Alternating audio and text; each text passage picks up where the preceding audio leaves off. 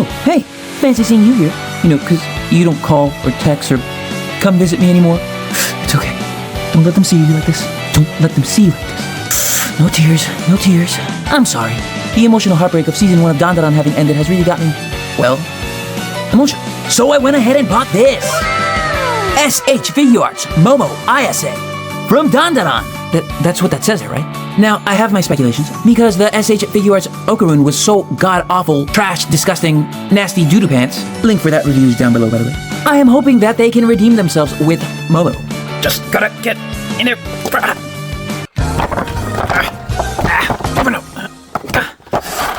And here she is. Doesn't she look amazing, ladies and gentlemen? Let's be honest, she looks pretty mid. Now, at first I was thinking to myself, well, she doesn't really do that much in the show, so for her to be a pretty basic figure, it's not the biggest of deals, but she does in fact do a lot. And I'll tell you right now, this articulation isn't gonna give you a lot. You got some kind of T-pose, arm goes all the way around. Go ahead and flex your cardigan, sweater girl. Woo! Now that's a cool party trick. Ball joints at the wrists, butterfly joints let her get surprisingly close to touching her hands in front of her chest. Oh wow, look at me, I'm so cute. And now for her head. That's about as high as she's getting, which, to be fair, anyone with that length of hair, well, any figure with that length of hair, is always gonna have a hard time. But I really wish that we could look much lower than this. That said, with the slight ab crunch that she does have, she can get her head looking down about this much. Which is more than can be said about Okarun, because he had absolutely no ab crunch whatsoever. I hated him. However, just because she has some sort of torso flexion, does not mean that this is acceptable.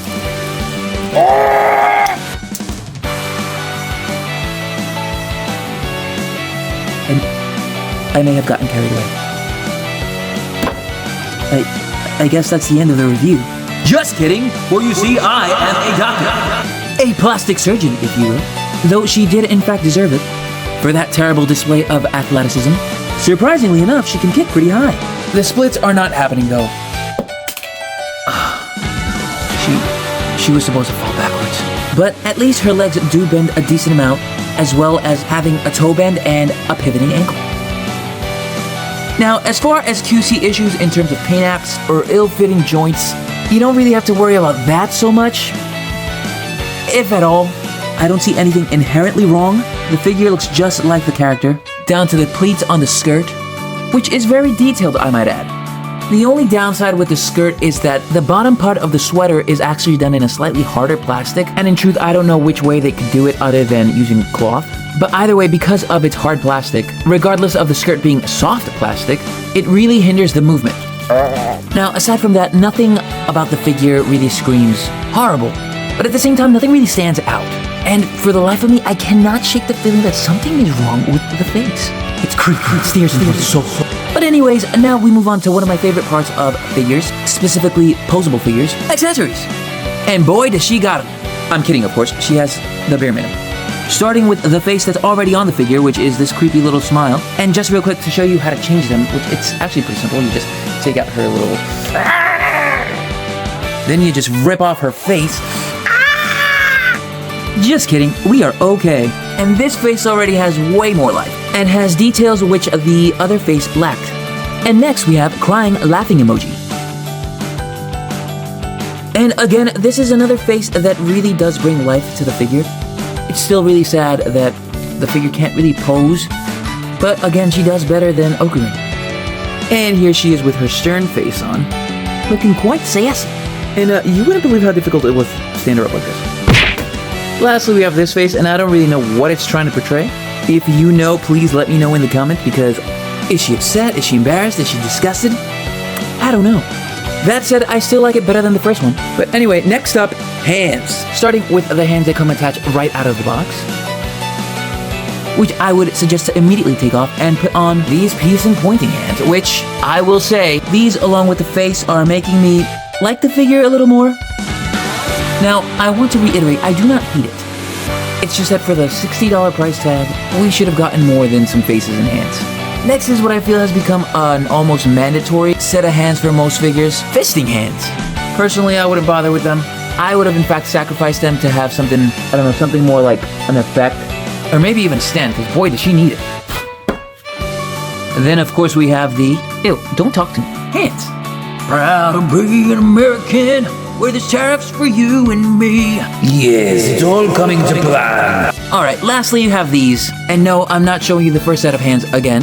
These and these are in fact different. However, they definitely are too similar, at least for me. But I think that is the case with a lot of posable figures nowadays, regardless of brand. I feel like that they feel that they need to give us a bunch of different hands, and a lot of the time they seem redundant, or always just seem like every single figure comes with the same set of hands. And when you look at this versus this, editor, put in the picture of the Figma that was just announced. I would definitely say if you have not already picked up the S.H Figuarts, you can stand to wait. The Figma does come out in the end of this year. And as you can see, if I did in fact figure out how to add the picture into the video, the Figma has cloth clothing. And it has actual accessories, ones that actually showcase her powers. It's not that hard, S.H Figuarts. It's not that hard, Bandai. $60 on this. It's not worth it. You're laughing at me, aren't you? Now, again, I'm not saying that this figure is horrible. I'm just saying that for what it is, the cost versus value just is not there. Especially when you consider that this is coming from a company like Bandai, who does have the resources to give you a good figure. Just look at Deku over here. However, they did some shady stuff with him as well. I don't know, it seems very apparent to me that this Momo along with the Okarun were very obviously cash grabs. Especially with the Okarun, he came out so very quickly after the show premiered. And to me, that really seemed like, oh my god, we have to pump this out. We have to make sure it gets out so that we can ride this hype train. And that's how you get stuff like this. Now, one last time, I want to say, she gets more of a pass than Okarun. She is active in the show, I know, but go watch the Okarun review. It was bad. This should not be more than $34.99 at most. So for it to be around $60 right now, that just tells me that Bandai doesn't give a bleeped out expletive about us. Do better, Bandai. I know you want my money, but at least try.